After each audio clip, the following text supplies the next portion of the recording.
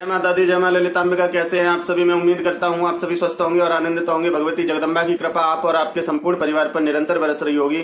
तो आज जो हम जानकारी लेके आए हैं वो इस विषय पे लेके आए हैं कि महिषासुर मर्दनी स्तोत्र का पाठ कैसे करना चाहिए।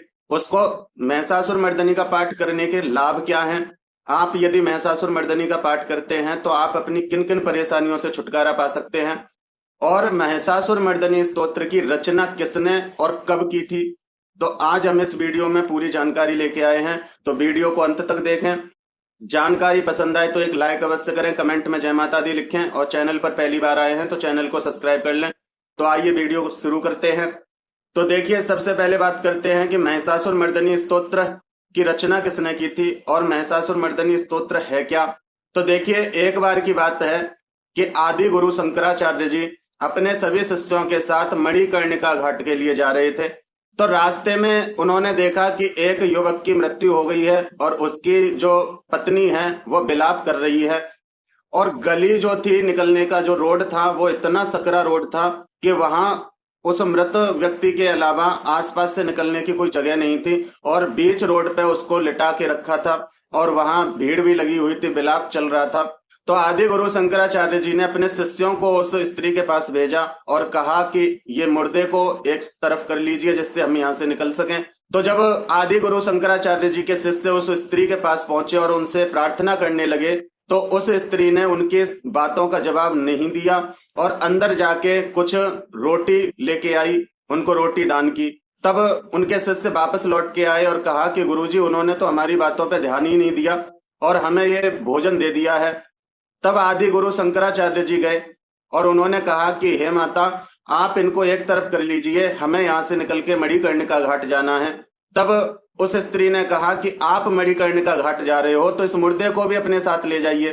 तो उन्होंने कहा कि हम कैसे लेके जा सकते हैं इसको, कि तो आप स्वयं मुर्दे से कह दीजिए, ये चला जाएगा आपके साथ, ये खुद हट जाएगा रास्ते में से। तब आदि गुरु शंकराचार्य जी ने कहा कि देवी, ऐसा नहीं हो सकता है, क्योंकि इसके अंदर परम पिता की शक्ति नहीं है, परमेश्वर की शक्ति नहीं है, भगवान की शक्ति नहीं है, ये शक्ति विहीन हो गया है, इसलिए ये हल डुल नहीं सकता है, ये हमारे साथ नहीं चल सकता है। तब उस स्त्री ने कहा कि आप तो शक्ति में विश्वास ही नहीं रखते, आप तो मानते ही नहीं कि शक्ति कुछ है, शक्ति तो निरपेक्ष है, आप तो सब कुछ पूर्ण परमात्मा को ही मानते हैं। ये ज्ञान भरी बात जब आदि गुरु शंकराचार्य ने उस स्त्री के मुख से सुनी तो वो सोचने पे मजबूर हो गए, और इतनी देर में उनकी वहीं बैठे बैठे समाधि लग गई। ध्यान उनका जब लगा तो ध्यान में उन्होंने देखा कि वही स्त्री भगवती आद्या शक्ति है और वो विलाप कर रही है। तब आदि गुरु शंकराचार्य जी के मुखार बिंद से 21 श्लोकों में महिषासुर मर्दनी स्तोत्र की रचना हुई। तो ये कथा थी महिषासुर मर्दनी स्तोत्र की रचना के विषय में, कि ये आदि गुरु शंकराचार्य जी ने की थी और 21 श्लोकों में इसकी रचना हुई है। बड़ा ही पवित्र और पावन स्तोत्र है ये। अब बात करते हैं कि इसका पाठ कैसे करना चाहिए, कि इस स्तोत्र का पाठ करने से आपको क्या क्या लाभ होते हैं। तो देखिए, जब हम महिषासुर मर्दनी स्तोत्र का पाठ करते हैं तो सबसे पहले हमारे घर की नकारात्मकता धीरे धीरे कम होने लगती है। हमारे घर की नकारात्मकता पे माँ भगवती प्रहार करती हैं। दूसरा लाभ इस स्तोत्र का यह है कि घर में सुख और शांति का वातावरण हो जाता है, क्योंकि महिषासुर मर्दनी को संकटा स्तुति भी कहते हैं, और इसका पाठ करने से आपके सभी संकट दूर होते हैं, घर के लड़ाई झगड़े बंद हो जाते हैं। घर में यदि किसी भी प्रकार की आपको लगता है कि मलिनता थी, आपको चारों तरफ एक दुर्गंध सी बनी रहती थी, सीलन बनी रहती थी, तो वो भी धीरे धीरे कम होने लगती है और घर में एक सुगंधी आपको महसूस होती है। जो भी व्यक्ति महिषासुर मर्दनी का पाठ करता है उसके सारे कार्य अपने आप खुल जाते हैं। यदि उसके कार्य नहीं बनते थे, कार्य करने से पहले कार्य बिगड़ जाते थे, तो ऐसा होना बंद हो जाता है और उसके कार्य सुचारू रूप से फिर से चलने लगते हैं। महिषासुर मर्दनी का पाठ करने का एक और लाभ है कि यदि आपका कोई शत्रु है, वो आपके ऊपर अविचारक करता है, या अविचारक भी ना करे लेकिन वो आपके लिए अभद्र भाषा का प्रयोग करता है, आपको परेशान करने की हर पल हर क्षण प्रयत्न करता रहता है, तो माँ भगवती जब आप संकटा स्तुति महिषासुर मर्दनी स्तोत्र का पाठ करते रहते हैं तो माँ भगवती उसके जीवन में इतनी परेशानियां खड़ी कर देती हैं कि उसका आपके ऊपर ध्यान नहीं रहता, वो अपनी ही परेशानियों में उलझ जाता है। सभी प्रकार के दुख इस पाठ को करने से दूर होते हैं। यदि आपके घर में दरिद्रता है तो इस पाठ को करने से उसमें भी बहुत आराम मिलता है। धीरे धीरे आपकी दरिद्रता नष्ट होने लगती है और आपके घर में माँ लक्ष्मी का आगमन होता है।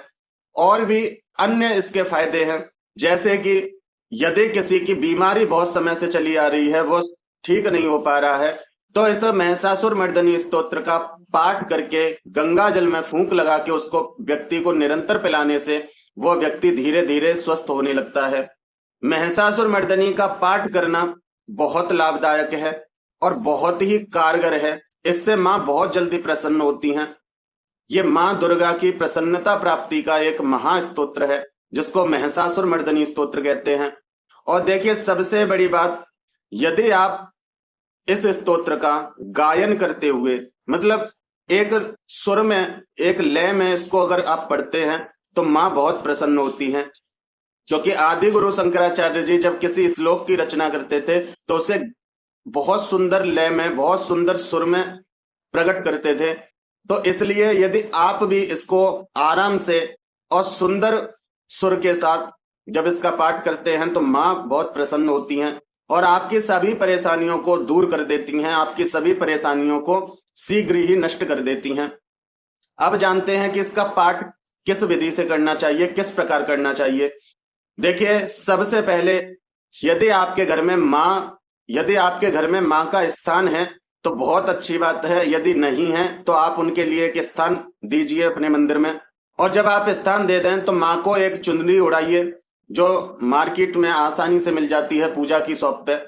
वहां से एक चुन्नी लेके आइए छोटी माता की, और वो माता को उड़ाइए, उनका श्रृंगार कीजिए और श्रृंगार करके घी का दीपक जलाइए। घी का दीपक जला के उनकी पंचोपचार पूजन करना। देखिए, यदि आप रोज इस पाठ को करते हैं तो पूजन आपको रोज ही करना है। पहले माँ का पूजन करो, सभी देवी देवता जो आपके मंदिर में विराजमान है उनका पूजन करो, उनको स्नान कराओ, चंदन टीका लगाओ, अक्षत पुष्प चढ़ाओ, भोग लगाओ, दीपक ज्योति जलाओ, धूप बत्ती जलाओ। तो ये कार्य तो आपको रोज ही करना है। फिर माँ का ध्यान करो। आप किसी भी मंत्र से ध्यान कर सकते हो। अगर आप मंत्र नहीं जानते तो आप हाथ जोड़कर भी माँ का ध्यान कर सकते हैं।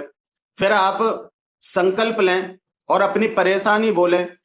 अपने हाथ में जल लें, अक्षत लें, पुष्प लें और अपना नाम, और आपको बोलना है श्री विष्णु, श्री विष्णु, श्री विष्णु।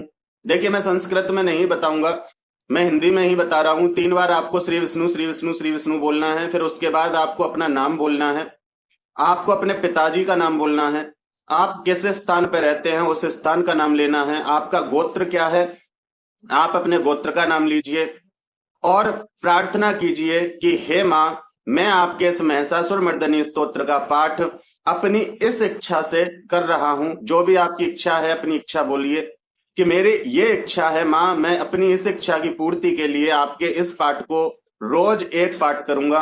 हे माँ, मेरे ऊपर कृपा करें। और जो भी आपकी इच्छा हो बोलकर वो जल, अक्षत, पुष्प माँ के सामने चढ़ा दीजिए। आपको रोज एक पाठ इसका करना है। 21 श्लोक है इसमें। 10 से 15 मिनट में पाठ पूर्ण हो जाता है यदि आप शांति से और विनय के साथ करेंगे तो। नहीं तो कम समय में भी हो जाता है, लेकिन उसका कोई फायदा नहीं।